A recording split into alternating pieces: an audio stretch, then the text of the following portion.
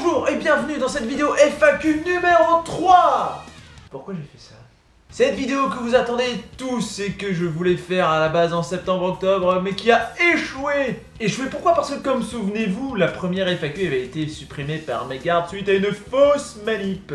En voulant supprimer des fichiers de projet venant de vidéos de parcs, parce qu'à l'époque en septembre-octobre les parcs étaient encore ouverts, j'avais également supprimé tous les rushs et tout le projet lié à la FAQ, ce qui m'a coûté plus d'un mois de travail, plus d'une heure de tournage et plus d'une centaine de questions traitées passées à la poubelle. Décidément, je suis très énervé aujourd'hui. Du coup, c'est reparti. J'avais posté une vidéo où je vous avais demandé de poster toutes vos questions en commentaire. J'ai reçu plus de 230 questions, j'ai absolument tout lu. Alors les questions que j'ai décidé de ne pas retenir étaient toutes les questions me demandant de faire des parcs, me demandant si je me comptais me rendre dans des parcs, que j'avais déjà fait ou pas. Parce que j'ai jugé ces questions pas très intéressantes pour une vidéo FAQ. Déjà, ça ferait beaucoup de questions qui se ressemblent. Les réponses seraient à la fois très similaires et à la fois différentes, parce que j'aurais une réponse quand même adaptée à chaque parc.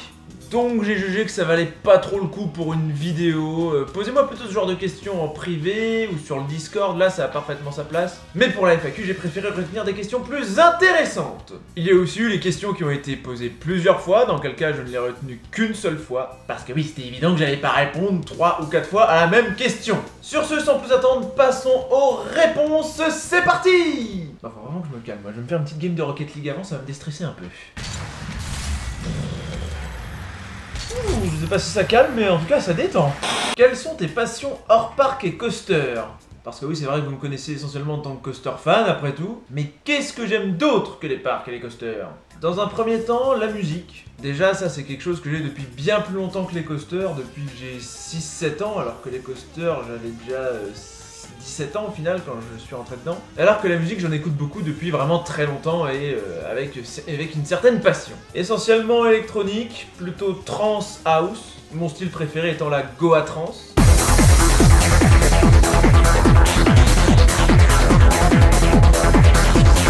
Mais j'ai quand même été métalleux pendant 5 ans. L'air de rien, je m'en souviens, j'avais monté un groupe et tout. D'ailleurs, voici un petit extrait que j'ai retrouvé pour vous.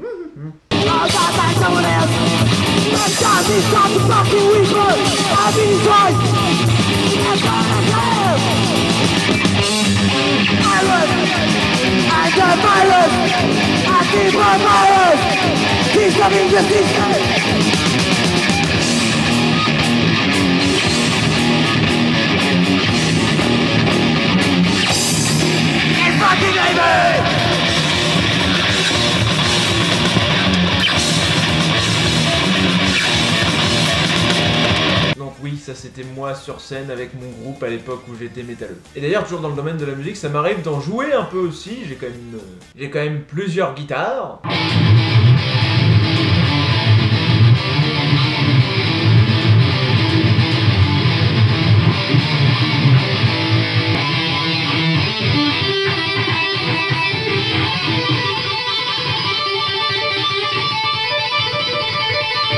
Bon, ça c'était le côté métal, mais niveau musique électronique, j'ai aussi de quoi faire du son puisque j'avais fait le studio. Et j'avais des platines, mais elles marchent plus vraiment, elles sont un peu nazes. Bon, ça c'était pour la musique, mais bon, c'est pas le seul truc que j'aime bien, mis à part les coasters. Depuis 2016, j'aime beaucoup tout ce qui est orage et phénomènes météo un peu extrêmes, quoi. D'ailleurs, au jour où je tourne cette vidéo, c'est à moitié la tempête chez moi, c'est génial. Mais bon, ça c'est un peu nul, c'est pas très intéressant, c'est plutôt moche et assez déprimant même. Ce que j'aime surtout chez les orages, ce sont les éclairs, qui offrent vraiment un spectacle magnifique, et les structures nuageuses qui peuvent être assez impressionnantes. Après, le reste, c'est déjà plus secondaire. Bon, je suis très curieux de nature. Je m'intéresse donc facilement un peu à tout. Surtout ce qui est du domaine un peu technique et scientifique. Et pour finir, on n'oublie pas le petit côté geek un peu, hein. Je pense que vous l'avez remarqué avec Rocket League. Ouf, ok. Non. Ah, mais non. Mais non. Oh, c'était trop compliqué. Ah, moi j'étais surboosté et tout, je peux rien faire et tout. Dégage-toi. Quel est le coaster le plus douloureux que tu as ridé? Une question qui, si je ne m'abuse, est revenue plusieurs fois. Bande de grands malades, ça vous amuse de voir où est-ce que je souffre quand je ride, hein? Et pour ce qui est du coaster qui donne le plus de baffes que j'ai pu faire à ce jour, je pense que sans surprise, on peut dire que c'est Goudurix du parc Astérix qui détient cette palme. Right? Bravo, bravo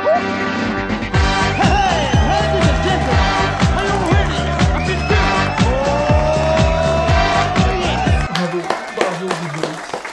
Grâce à toi, je souffre encore quand je te ride. Mais il y avait quand même de sérieux compétiteurs derrière, comme le vampire à Walibi Belgium. Oh mon dieu, il a dit le vampire. Un coaster sacrement déboîte mâchoire aussi. Ou dans un autre registre, la Wild Mouse d'Holiday Park, qui fort heureusement n'existe plus aujourd'hui. Car croyez-moi, ce truc était une véritable horreur, un instrument de torture. Quel est ton type de flat ride préféré? Bon là, je pense qu'on va faire une séparation entre forain et fixe. En forain, le truc qui m'a le plus fait kiffer, c'est clairement tout ce qui est balancier, freak out. Même si j'en ai testé qu'un seul. Mais c'est quand même le truc que j'ai préféré. Dans les parcs, par contre, je dirais plutôt que c'est les Skyfly. Donc Air Meeting à Nigloland, Skyfly à Holiday Park, Wild Wings à Twinrail. Oui, le genre d'attraction où à chaque fois que je fais une on-ride, vous disiez que vous avez envie de vomir devant votre écran en regardant la vidéo. Faut dire que c'est marrant quand même de faire des inversions en continu. Quel est ton wing préféré? Entre parenthèses, j'ai été obligé de poser cette question. Bizarrement, quand je regarde ton pseudo, je suis extrêmement surpris. Wing Girl? Ah, j'aurais persuadé qu'elle kiffait les inverted pourtant. Et ça va être un peu compliqué de répondre parce qu'à ce jour, je n'ai raidé aucun wing BM. Oui, j'ai raidé Furious Baco, mais ça compte pas ça. Et je ne vais pas dire que c'est mon wing préféré parce que déjà c'est le seul. Et c'est pas le meilleur coaster que j'ai fait tout court. En tout cas, le premier wing BM que je vais raider, ce sera très probablement Phoenix at Overland, puisqu'il fait partie des parcs que je compte faire en 2018. Et sinon, mon préféré parmi ceux que je n'ai pas raidé, celui qui m'attire le plus... Alors, il va falloir que je vais le chercher sur RCDB parce qu'il a un nom... pas un truc très commun, quoi. Flying Wing Coaster en Chine. En fait, il avait un nom de merde, puisque le nom du coaster, c'est tout simplement son type de coaster. Bravo. Même si je ne vais très probablement jamais rider ce coaster du fait de sa localisation, je le trouve magnifique avec sa couleur vert pétante. Et il a un putain de layout. Depuis combien de temps connais-tu Margot? À l'heure où je tourne cette vidéo, on est le 31 janvier 2018. En mai, ça va faire 3 ans qu'on se connaît. Donc voilà, ça fait quasiment... ça fait presque 3 ans qu'on se connaît, hein, quoi, tout simplement. Puisqu'on s'est connus en mai 2015. Et on est ensemble officiellement depuis le 1er juin 2015. Voilà, voilà. Quelle était ta plus grande peur? Bon, alors quelque chose dont j'ai toujours très peur aujourd'hui, hein, c'est même pas dans le passé, c'est l'actualité. Ça sent ces charmants petits insectes noirs et jaunes que l'on voit virevolter autour de nos repas lorsqu'il fait chaud en été. Je veux parler bien sûr des guêpes, ces insectes tout droit venus de... L'appellation de Satan. Ça, je dirais que c'est ma phobie, elle est encore d'actualité. Les gens avec qui j'ai fait des parcs peuvent en témoigner. Mais il y a des pouces quand même. Ça fait du bien aussi. Ah putain de guêpe, dégage de mon objectif. Elle veut passer à la télé. Eh mais dégage la guêpe. Putain. Bon voilà, ça c'était... Sinon, dans ce que je ne considère pas comme une phobie, mais qui me font quand même un peu peur, qui me mettent pas toujours très à l'aise, il y a les miroirs. Surtout quand t'es tout seul chez toi et qu'il fait un peu sombre, et que t'as une imagination un peu trop débordante par moment. Les miroirs peuvent devenir de véritables objets terrifiants. Ou alors que tu te brosses tranquillement les dents, tu as toujours peur de voir un monstre ou je ne sais quelle créature bizarre apparaître dans ton dos. Bon, j'avoue que les miroirs, c'est un peu une peur d'enfance. Quel coaster te donne envie en France? Des coasters que tu n'as pas raidés, bien sûr. Une question plutôt délicate, car en France, comme on le sait tous, on n'a pas beaucoup de bons coasters. Et j'ai déjà raidé la grande majorité d'entre eux. Au final, d'intéressant, il reste Timber à Walibi Rhône-Alpes et Timber Drop à Frepertuis City. Ça fait beaucoup de fois le mot Timber pour 2 coasters différents. Mais pour voir le coaster qui m'attire le plus en France, parmi ceux que je n'ai pas fait, il faut se projeter un peu dans l'avenir. Celui qui m'intéresse le plus est un projet pour Walibi Rhône-Alpes, le même parc où il y a Timber d'ailleurs. Et c'est l'Infinity Gerstlauer annoncé pour 2019. C'est lui le coaster qui m'attire le plus en France parmi ce que je n'ai pas encore fait. LOL. Merci pour ce commentaire très intéressant. Passons à la suite tout de suite. Si on te donnait le choix de retraquer un Wooden en RMC, tu choisirais lequel?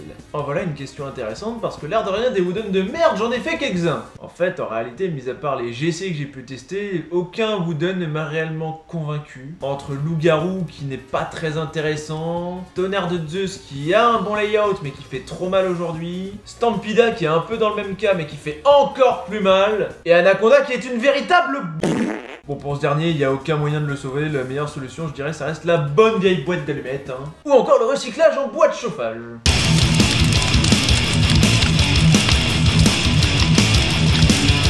Non, à mon avis, le Wooden le plus intéressant à retraquer de ceux que j'ai fait, ce serait... Je dirais Stampida. Parce que Stampida, donc il fait horriblement mal, mais il a quand même de bonnes idées derrière et un layout assez recherché. En plus, il y a le côté dueling, donc ouais, je pense que Stampida en RMC serait pas mal. Et puis ça rajouterait une raison supplémentaire d'aller à Port Aventura, déjà qu'il y en a de très bonnes avec les coasters qu'il y a à côté, Shambhala, Dragon Khan. Que penses-tu du bar volant qu'il va avoir en parc Astérix dans la zone Viking? C'est clairement pas une nouveauté qui m'intéresse, hein. Donc je pense pas que je vais m'attarder dessus. En plus, ce genre de truc, c'est payant, ça coûte assez cher de consommer dans ce genre de truc. Donc voilà, c'est vraiment pas une nouveauté qui m'intéresse. Autant je vais pas critiquer, en 2018 on n'attendait pas grand chose, donc à la limite c'est mieux que rien. On n'est pas déçu comme pour 2019, on en reparlera plus tard, quelqu'un a posé la question je crois. Mais voilà, on n'est pas déçu mais on n'est pas non plus emballé par cette nouveauté. Je pense qu'on restera au sol à regarder ça de l'extérieur. Pain au chocolat ou chocolatine? Ce débat qui dure depuis trop longtemps. Est-ce que je peux dire aucun des deux du fait que j'en mange pas de toute façon? Non mais c'est vrai, j'en mange quasiment jamais. Généralement dans une pâtisserie je préfère prendre un éclair ou une religieuse. Penses-tu qu'il est toujours possible que le parc Astérix va investir dans les prochaines années sur un gros coaster en plus d'une attraction 5D en 2019? Voilà, quand je disais qu'on allait en reparler de la nouveauté 2019 du parc Astérix, mais nous y voilà! Bon, ça me demande pas ce que j'en pense, mais pour dire vite fait un mot là-dessus, là pour le coup on est déçus forcément. On attendait tous une nouveauté bien plus importante, genre un coaster, un truc inédit en France, et là non, paye ton originalité déjà, il y a plein de parcs qui ont déjà fait la même chose, et puis c'est pas intéressant je veux dire.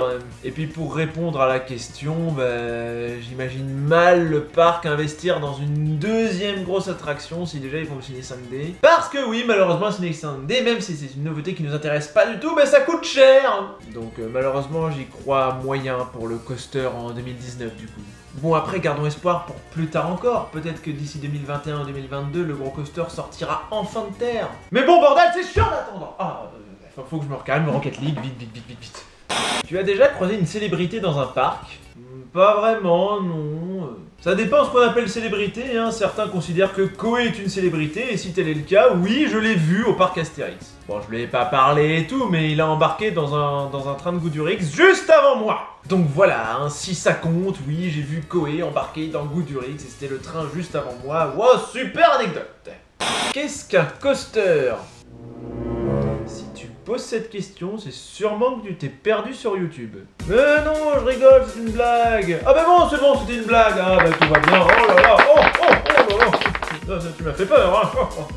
Par contre, la vraie question, si tu n'étais pas coaster fan, que ferais-tu? Le plus probable serait d'avoir continué dans la musique. En fait, j'aurais toujours mon groupe, j'aurais continué à jouer, et je serais certainement toujours métalleux.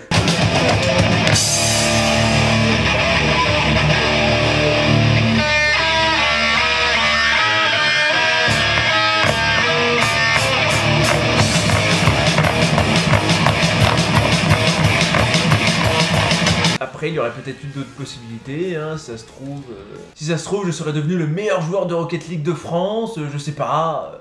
Est-ce que tu peux m'offrir un chèque de 500 €? Merci beaucoup. Mais avec grand plaisir, Margot. Mais à condition que tu l'utilises pour qu'on se fasse un trip ensemble. Eh oui, sinon c'est pas rigolo, hein. Quel est le meilleur coaster de Belgique selon toi et pourquoi l'est-il? Pour moi, le meilleur coaster de Belgique, c'est Anubis à Plopsaland. C'est tout simplement le meilleur coaster que j'ai raidé sur le territoire belge, devant notamment tous les autres coasters du parc. Bon ça en même temps c'était pas très compliqué, le reste du parc est clairement très familial. Et surtout devant tous les coasters de Walibi Belgium. Anubis est un bon coaster, il a un launch puissant, il a des bonnes intensités. Je sais plus parler moi. Une bonne intensité, de bons jets, des inversions vraiment intéressantes à rider. Un peu d'airtime aussi, non vraiment pour moi Anubis c'est un bon coaster. Il fait un temps de plus en plus pourri chez moi. Quelle image as-tu de tes abonnés? Vous faites chier à poser des questions de merde pour la FAQ. Vous voulez toujours que je fasse des parcs qui ne m'intéressent pas. Vous dites de la merde sur ma chaîne, sur les commentaires de mes vidéos, je vous déteste. Non, plus sérieusement, je trouve vraiment que vous êtes formidables. Déjà, ça me fait plaisir de voir que ce que je fais sur ma chaîne YouTube plaît à des gens. Au début, je faisais surtout ça pour moi, c'était un moyen un peu de m'évader, de faire quelque chose qui me plaît, de m'exprimer à travers un média. Et de voir que ça a touché tout un groupe de personnes qui derrière me suivent, ça a vraiment fait quelque chose en plus, quoi. Ça fait vraiment très plaisir que vous êtes là. Même si ce que je fais me plaît, je sais pas si ça me plairait autant si vous n'étiez pas aussi nombreux. Donc merci beaucoup de me suivre. merci beaucoup.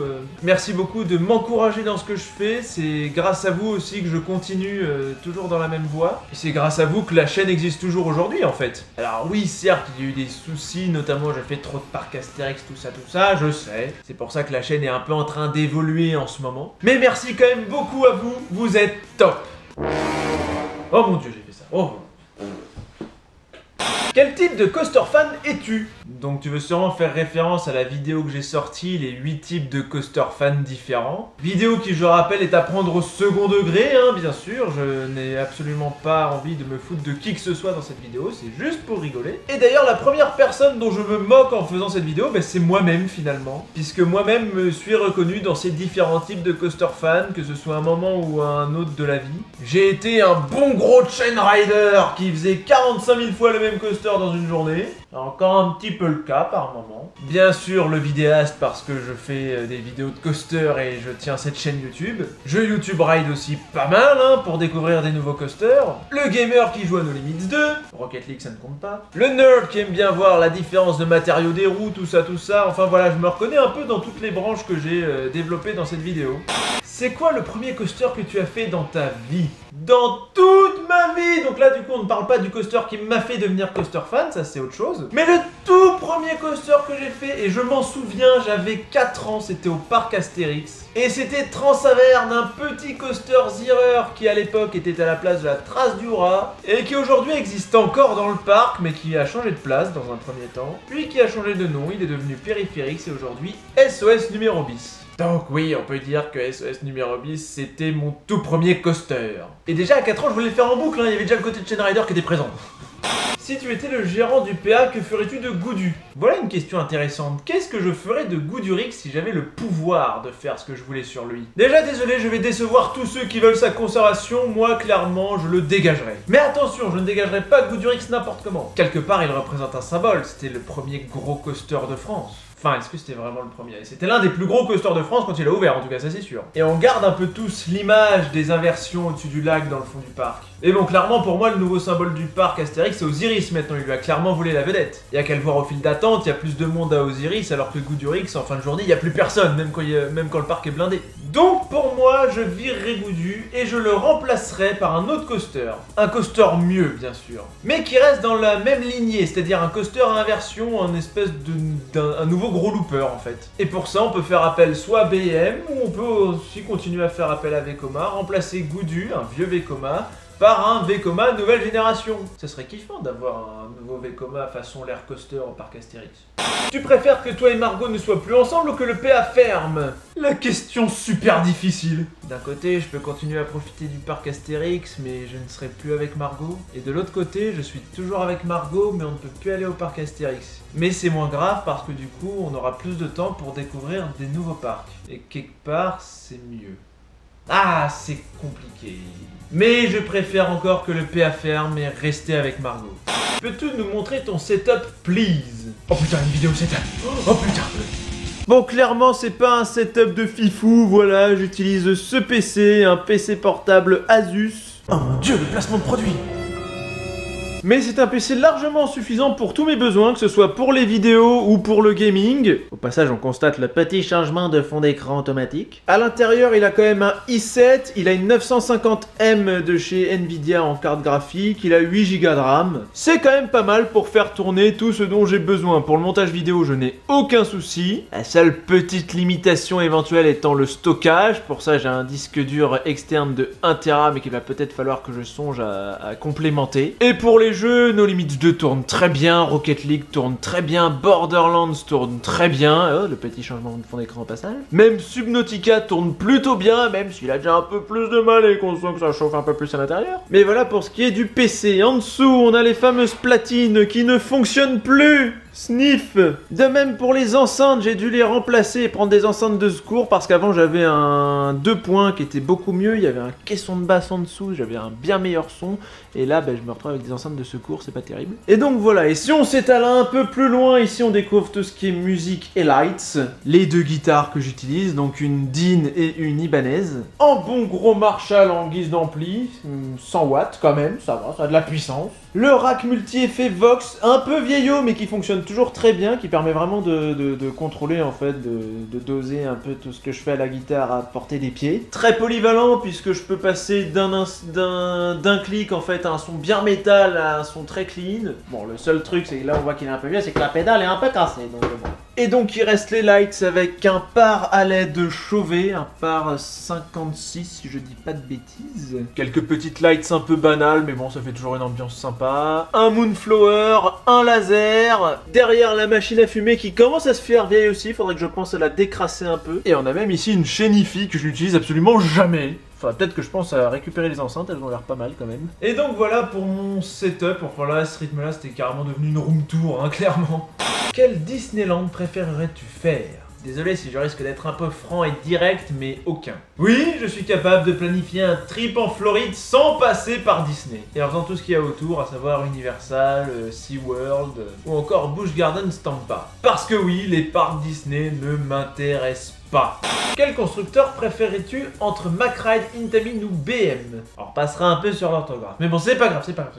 Et pour répondre, c'est très simple, on va prendre les constructeurs dans l'ordre que tu les as énoncés. McRide, Intamin, BM. Et on va inverser la liste. Ce qui donne mon ordre de préférence actuel, BM, Intamin, Mac. Donc je préfère BM, pourquoi? Parce que BM, ils font vraiment des coasters très classe. Toujours de bonne qualité, je ne connais aucun BM qui soit nul. Et même si on peut leur reprocher le petit manque d'innovation, ils font un peu souvent les mêmes choses, ben les BM ça reste une valeur sûre. Et c'est vraiment très agréable à rider. Ensuite il y a Intamin qui eux font des layouts beaucoup plus osés. Mais parfois ça donne quelques ratés. Et en dernier Mac qui est un très bon constructeur, ça y a pas de souci. Mais je sais pas, je trouve qu'un Mac parmi ce que j'ai ridé il manque une petite étincelle, le petit brin de folie qu'on retrouve chez les deux d'avant. Mac c'est bien, mais c'est un chouïa trop soft. Bon, moi eux ils innovent même beaucoup, beaucoup trop. Parfois tellement que ça ne m'intéresse plus d'ailleurs. Alias Time Traveler à Silver Dollar City, alias l'un des coasters qui m'attire le moins alors qu'il a un putain de layout, plusieurs launches.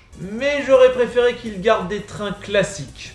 Quel est le coaster que tu as le plus enchaîné en une journée et combien de fois? Ça remonte à 2013 et c'était Rock'n'Roller Coaster avec 48 rides en une journée enchaînée, sans pause, sans rien, sans changement d'attraction. 48 rides sur toute une journée. Mon dieu que ça allait pas bien à cette époque-là. Après on peut aussi citer 47 fois Osiris en une après-midi. Merci la Single Rider. 44 fois Anubis, une expérience bien intense. 42 fois le Twist Opal tout en visitant les autres coasters du parc. 37 fois The Monster à Walligator ou encore le record le plus hardcore que j'ai, 25 fois Indiana Jones en seulement 2 heures. Ah, chain ride quand tu nous tiens.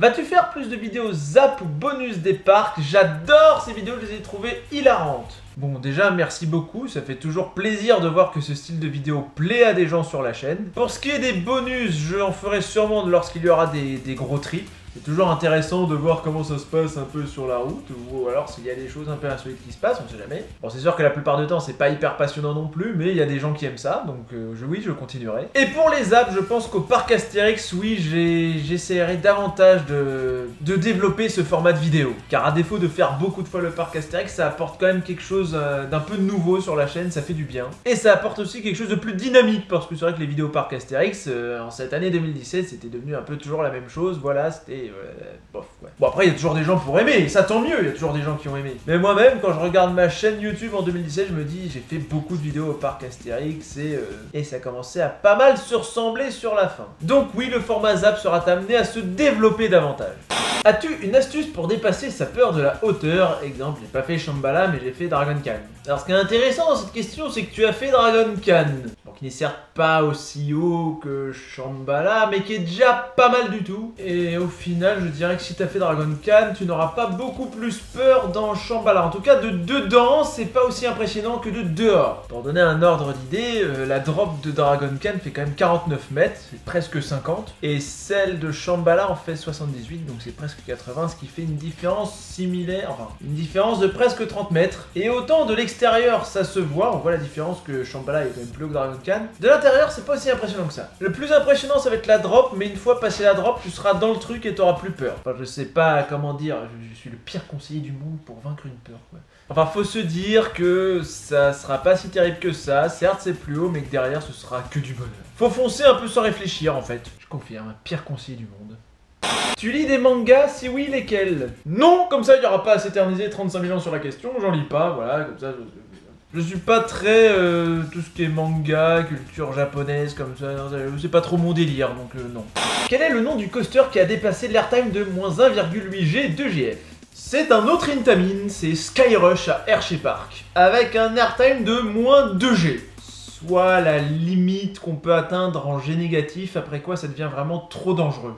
Que penses-tu des parcs d'attractions en Bretagne-Normandie, entre parenthèses Cobac Park, Récré des Trois Curés, Kingoland, Ange-Michel? Donc déjà parmi tous ces parcs, j'en ai visité un, c'est la Récré des Trois Curés à Milizac en Bretagne. Et c'est un petit peu ma vidéo la plus dislikée de la chaîne.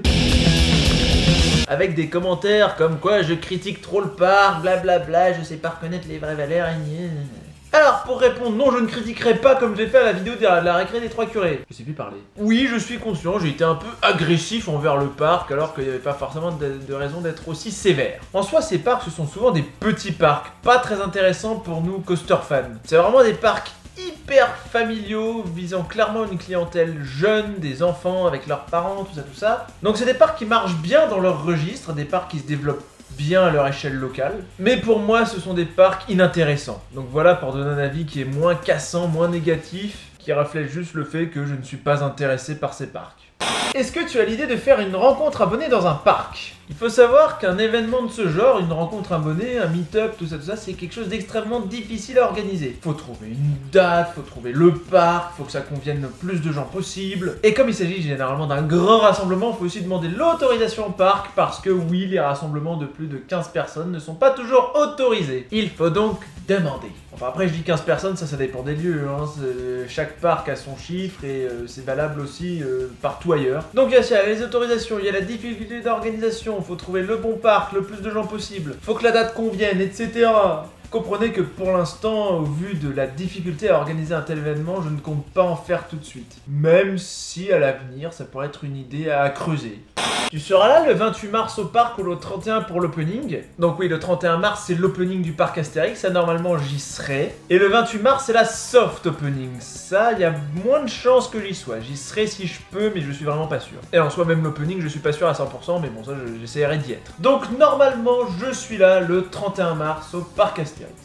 Que penses-tu du projet du parc Spirou juste à côté de Splash World? Un bon parc ou un échec? Bon alors il est trop tôt pour parler de bon parc ou d'échec. Pour l'instant le parc est en construction, donc on sait même pas ce que ça va donner et ce que ça va fonctionner. Après j'espère quand même que ça va fonctionner parce que c'est un projet de parc déjà en France, c'est rare qu'on a des projets de parc. Et surtout qu'on a des projets de parc aussi bien menés. Là le parc se développe quand même autour d'une théma, il y a une cohérence. Alors la théma ne va pas forcément parler à tout le monde, mais voilà, c'est quand même quelque chose. Il y aura des coasters, et il y aura des coasters pas trop dégueu. Ça aussi, un truc qui me manque en France, le développement de bons coasters sur le territoire. Donc un parc dont je suis quand même curieux de suivre l'évolution, de voir comment il va se porter. Et pourquoi pas y faire un tour une fois que les bons coasters seront là d'ailleurs. Tu préfères The Monster à Walligator ou Osiris au parc Astérix? Certains se souviennent de mon top 10 que j'avais fait en 2016, où The Monster était devant Osiris. Et si on parle uniquement du layout et des sensations proposées, c'est toujours le cas. The Monster étant plus intense, il a tout le potentiel d'être le meilleur coaster de France. Mais, The Monster est tombé au pire endroit auquel il aurait pu tomber sur la planète entière, je crois. Pas de théma, pas de gare, pas de peinture, la mise en valeur la plus nulle qui soit. Et c'est bien ça qui fait mal au cœur, c'est de voir un aussi bon coaster aussi mal mis en valeur. Alors attention, je dis pas mal entretenu techniquement, le ride est parfaitement ok, vous pouvez le rider, c'est parfait, y a pas de souci quoi. Il est en parfait état de fonctionnement, mais c'est juste que il est moche, il donne pas envie de le voir comme ça, et c'est dommage parce que c'est vraiment un bon coaster à rider. Et Osiris, même s'il est pas aussi intense, il est un peu plus mou, il est quand même bien plus joli, il donne beaucoup plus envie. Puis Osiris a un layout très bien dosé aussi, donc comme quoi l'intensité ne fait pas tout. Certes, The Monster, on va l'apprécier pour ses jets, mais Osiris lui propose un layout plus raffiné que The Monster, plus original, où les passages intenses se mélangent à des passages aériens très bien faits. Est-ce que tu feras du Planet Coaster? Perso j'espère, et continue comme ça fait 1 an que je te suis et tu m'as fait découvrir une nouvelle passion. Moi merci, tu es le meilleur. C'était long à dire. Bon, en tout cas, merci, ton commentaire fait plaisir, merci beaucoup. Après, pour ce qui est de Planet Coaster, moi, j'avoue, c'est pas trop mon truc. Déjà, mon PC est un peu limite, hein. Déjà que quand je lance des jeux comme Subnautica, la surchauffe est assez présente. Alors, Planet Coaster, j'imagine pas, là, mon PC, ça va devenir un véritable barbecue. Ensuite, la gestion de parc est moins mon domaine que la création de coasters réalistes. Planet Coaster est un jeu très bien, ça j'en doute pas. Mais comme je préfère le réalisme des coasters, je suis beaucoup plus No Limits 2. Là au moins je peux faire ce qui me plaît niveau coaster.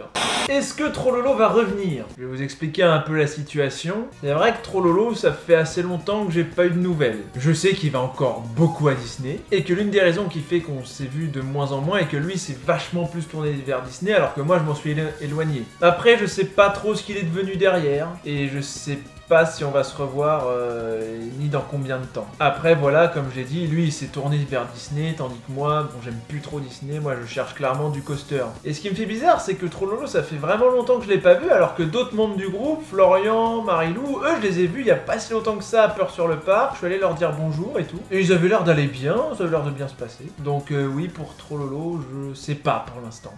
En 2018, vas-tu faire des parcs que tu n'as encore jamais fait? Déjà, j'ai fait Dwinrel, oui, c'était en 2018, donc ça compte. Et parmi les parcs prévus, pour l'instant, il y a uniquement Toverland. Il y avait aussi le PAL, mais bon, ça compte pas, je l'avais déjà fait en 2012, même si j'avais pas fait de vidéo. Donc pour l'instant, pour les nouveaux parcs prévus en 2018, il y a Toverland, et il faut encore qu'on en cherche un pour le milieu de saison 2018. Il y a pas mal de choix qui s'offrent à nous, Fanta, Wally Bioland, mais là, ce qui est clair, c'est qu'on va faire un parc qu'on n'a pas encore fait. Et Fanta, ça m'embête un peu, parce que si on y va cette année, il n'y aura pas Fly. Enfin bon, on verra bien. Pour l'instant, il y a Toverland et il y en aura sûrement un autre. Tu nous joues un peu de métal? Yeah!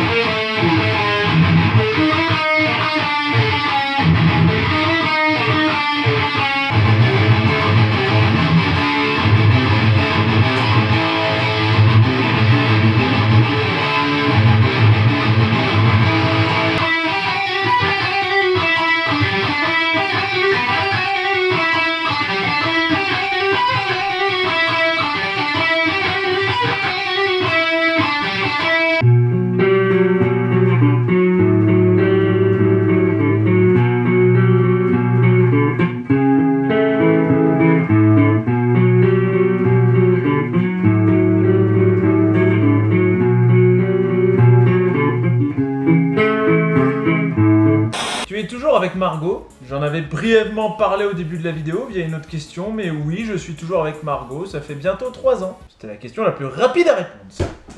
Si tu devais choisir entre faire Osiris quand tu veux mais ne plus pouvoir jouer à Rocket League ou pouvoir jouer à Rocket League mais le parc Astérix fait démonter Osiris, que choisirais-tu? Le cruel dilemme, que faire entre rider Osiris quand on veut ou jouer à Rocket League comme on veut? D'un côté, s'il n'y a plus Osiris, ce serait vraiment triste, ma chaîne n'aurait plus de raison d'exister, je n'aurais plus cette passion que j'ai pour les coasters, je ne pourrais plus profiter d'Osiris. Ah, je préfère encore qu'Osiris existe. Mais d'un côté, c'est toute une carrière qui se brise, la volonté de vouloir devenir champion sur Rocket League, faire partie peut-être des meilleurs joueurs et de faire les RLCS. Tout ça qui s'envole.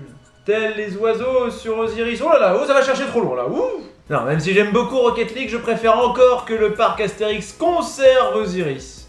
Es-tu capable de nous jouer le morceau de guitare qui est à la fin de cette vidéo dans ta FAQ? Sur ce, bonne chance. Donc tu parles de la musique que j'ai mis à la fin de ma vidéo pré-FAQ, qui est la même musique que mon générique, donc je la repasse.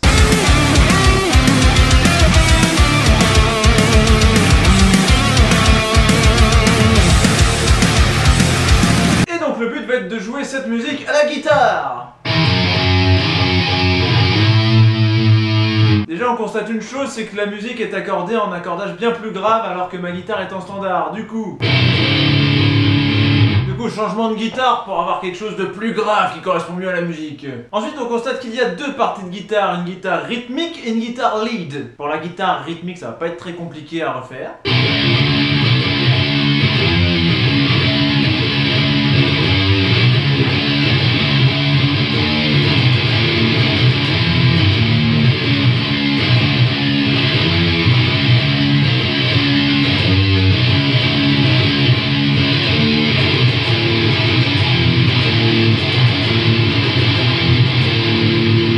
invalide, par contre, est un petit peu plus compliqué à trouver.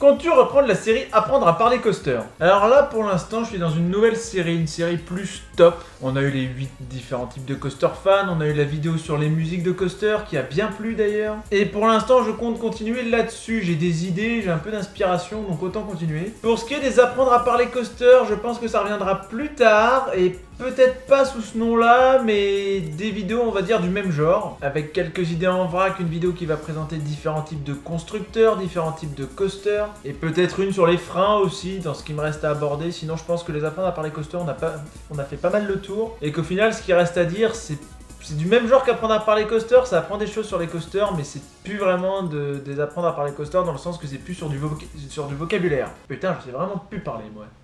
Salut, quelle est ta musique d'attraction préférée? Je pense qu'on va séparer la question en deux. D'un côté, ma musique d'attraction préférée, dans le sens la musique qui a été faite pour une attraction que je préfère. Et là, pour ma part, ce serait la musique d'un coaster que je n'ai pas encore ridé, celle de Helix à Liseberg.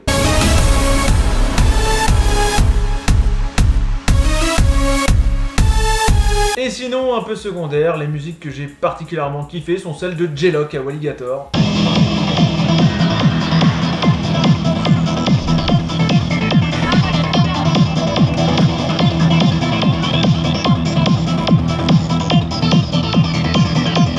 Je les ai quand même beaucoup appréciées et c'est elles qui m'ont ouvert à la Goa Trance. D'ailleurs, je suis toujours à la recherche des titres. Quel est le parc que tu rêves de visiter? Déjà, il fait de plus en plus sombre ici, c'est génial. Sinon, on va encore découper la question en deux. Un parc en Europe et un parc aux États-Unis. Donc, en Europe, ce serait Mirabilandia, le parc que j'ai clairement le plus envie de visiter. Avec Katoon et High Speed, surtout Katoon, ce coaster me fait vraiment envie. Putain d'Air France de merde! Et oui, rappelez-vous, j'aurais dû visiter ce parc en 2016, mais j'avais pas pu à cause de la grève d'Air France qui avait fait rage à ce moment-là. Mais bon, ce n'est que partie remise. Une prochaine fois, Mirabilandia, une prochaine fois. Et aux États-Unis, c'est un peu plus compliqué de répondre parce qu'il y a plusieurs parcs qui me font vraiment envie. Je n'arrive pas à me départager entre eux. Entre Carowinds, Six Flags Magic Mountain et Busch Gardens Tampa. Le choix est vraiment difficile entre ces trois-là.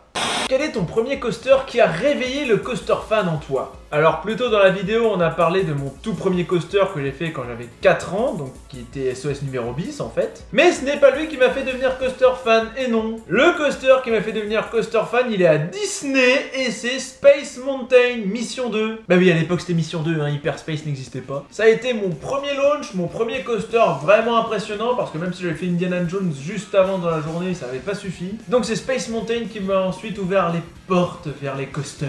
Et aujourd'hui, c'est un coaster qui ne me fait absolument plus rien, que je n'ai pas envie de re-rider. Voilà, un coaster bien moyen par rapport à ce que j'ai pu faire. Pourquoi Dinrail? Parce que pas coaster fan du 94. C'est quoi cette réponse de merde là? Plus sérieusement, pourquoi Dinrail? Il faut savoir que c'est un vieux pseudo que j'avais trouvé en 2007, si je dis pas de bêtises. À l'époque, bien sûr, j'étais pas coaster fan, par contre j'étais encore complètement métalleux. Et ce pseudo a bel et bien un rapport avec le métal, puisque Din c'est une marque de guitare. Voilà, je pense qu'il n'y a pas besoin d'en rajouter plus. Et Réel, c'est tout simplement la fin du nom Dimebag Darrell, qui était un guitariste métal, justement. C'était le guitariste du groupe Pantera, qui aujourd'hui n'existe plus. Et Dimebag Darrell est malheureusement décédé en 2004.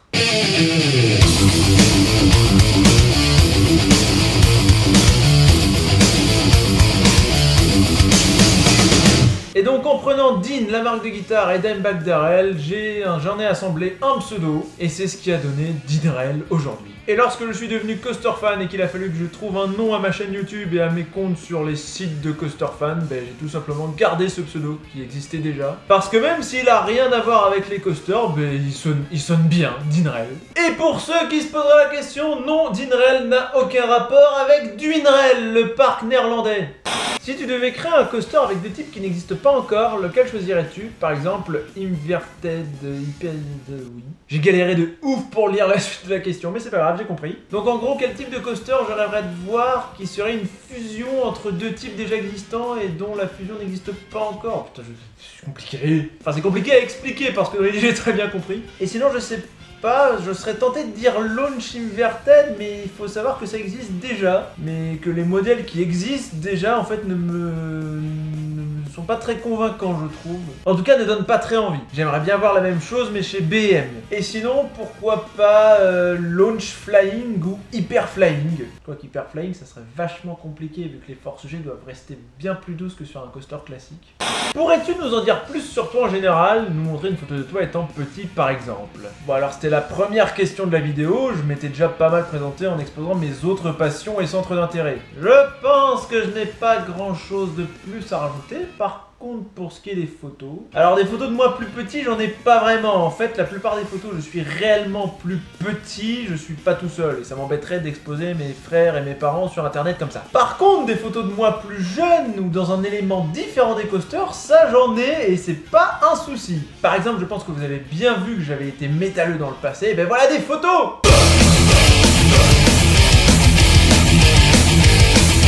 Oui, ça c'est moi. Oui, c'est moi. Ou encore ceci.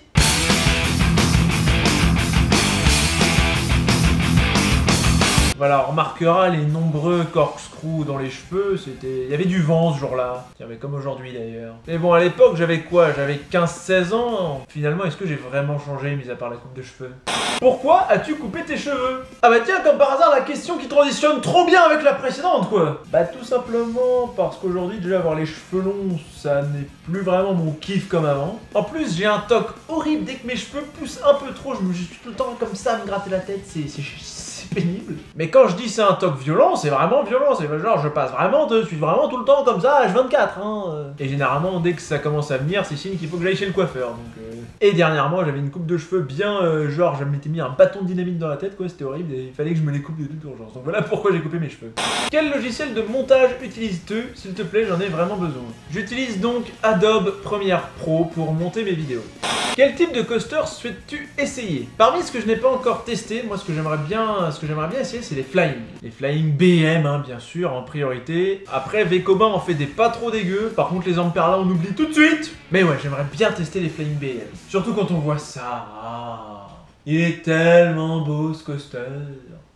Comment tu fais pour toujours avoir le first row, genre dans les parcs comme Walligator, il n'y a pas de fil first row? Bon alors c'est pas forcément très compliqué, hein. Quand vous êtes dans un parc où il n'y a pas de fil premier rang, vous pouvez toujours demander aimablement, et j'insiste sur ce point parce que c'est toujours très important, demander aimablement à l'opérateur d'attendre le prochain train pour aller au first row. Si c'est demandé avec gentillesse, il n'y a pas de raison qu'il refuse. Moi en tout cas c'est comme ça que je fais, et la plupart du temps ça marche. Puis bon là je parle des coasters où il n'y a pas de fil premier rang mais où il y a un OP qui place. Mais il y a aussi le cas des coasters où il n'y a même pas d'OP qui place. Bon ben là vous choisissez le rang comme vous voulez, hein, franchement. C'est quoi des nylons? Alors le nylon est un matériau plutôt dur et rigide, qui appartient à la famille des polyamides. Non, on va pas faire le prof de chimie, ça va être chiant. Donc le nylon est un matériau dur qu'on peut utiliser dans la fabrication des roues de coaster, c'est d'ailleurs pour ça qu'on en parle sur cette chaîne. Parce que si le nylon est utilisé dans plein d'autres domaines plus connus, genre les cordes de guitare sèches, les collants en nylon, dans les coasters on utilise un matériau roulant pour les roues, par opposition au polyuréthane et parfois même au caoutchouc ou à l'acier. Donc le nylon c'est un matériau qu'on utilise surtout sur les coasters en acier, qui a une bonne résistance mécanique, qui chauffe facilement, donc il craint pas trop les conditions un peu extrêmes comme le froid, et qui occasionne très peu de frottement, à l'inverse du polyuréthane qui lui est plus mou donc a plus de frottement et qui chauffe moins vite. Ce qui explique que sur Osiris par exemple les roues en nylon sont surtout utilisées en période où il fait plus froid. Là où en été, lors des journées bien chaudes, le polyuréthane suffit très bien. Alors après l'autre différence c'est le bruit bien sûr, le polyuréthane ne fait quasiment pas de bruit tandis que le nylon est responsable du rugissement imposant qu'on retrouve chez la plupart des BM.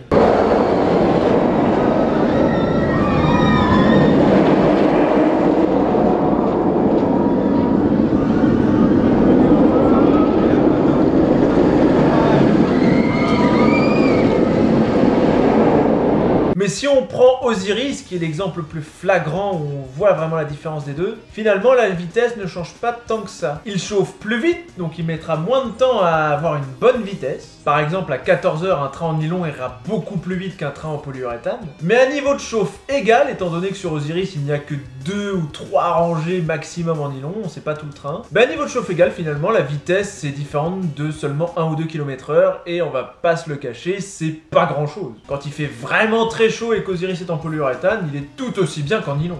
Que penses-tu du renouveau chez Vekoma Rail Train? C'est quelque chose que j'aimerais beaucoup tester pour ma part. Certains nouveaux coasters Vekoma sont vraiment dans ceux que j'ai envie de tester. L'Air Coaster, Formula One. Donc non, je suis vraiment curieux de voir qu'est-ce que pourrait donner le renouveau Vekoma. L'Air Coaster a l'air vraiment d'être excellent. Et j'aimerais bien voir pousser un Vekoma comme ça en France, qui sait. Ça prend pas une place énorme, ça a l'air vraiment excellent. Donc oui, je suis emballé par le renouveau Vekoma. Que penses-tu de la réhabilitation de Python à Efteling? Tu aurais préféré sa destruction pour un nouveau coaster? Alors Python, j'ai eu la chance de le faire en plus. C'est clairement pas le coaster qu'on va le plus retenir. D'accord, il a des trains MK1212 et ça rendait le ride bien plus agréable qu'un Vekoma avec des trains classiques. Mais bon, derrière, ça reste un layout basique, il y a quand même des transitions qui sont assez mal faites. Je sais d'ailleurs pas du tout si celles-ci vont changer avec le retracking, j'ai quand même envie de voir ça. Mais sinon, voilà, ça m'emballe pas plus que ça, je vais pas retourner à Efteling juste pour refaire Python. Je vais plutôt y retourner pour le bobsleigh que lui, je n'ai toujours pas fait en 2 visites. Et donc, oui, quelque part, détruire Python pour apporter quelque chose de mieux, j'aurais peut-être préféré le remplacer par un nouveau Vekoma, puisqu'on vient d'en parler. Voilà, ça tombe bien. Sais-tu faire la danse Backpack Kid? Alors déjà, qu'est-ce que c'est? Parce que je ne connais pas du tout, donc on va aller se renseigner tout de suite. The kid took the stage as Katy Perry performed, and in about 2 seconds, took over the show. Qu'est-ce que c'est que ce truc? Alors, je sais pas si... Je crois avoir compris, mais... Je sais pas. Je fais pas ça pour la bonne musique, mais il me fallait bien un contexte pour danser.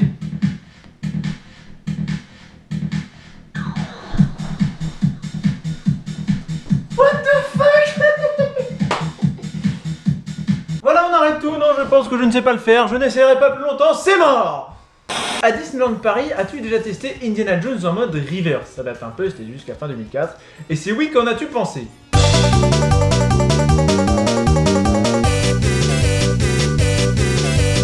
Bon, au vu de ce que j'ai déjà dit, je pense que c'est assez clair. Non, je n'ai pas testé Indiana Jones en mode reverse. Quand j'ai fait Indiana Jones pour la première fois, c'était en 2009 et il était déjà redevenu en sens normal.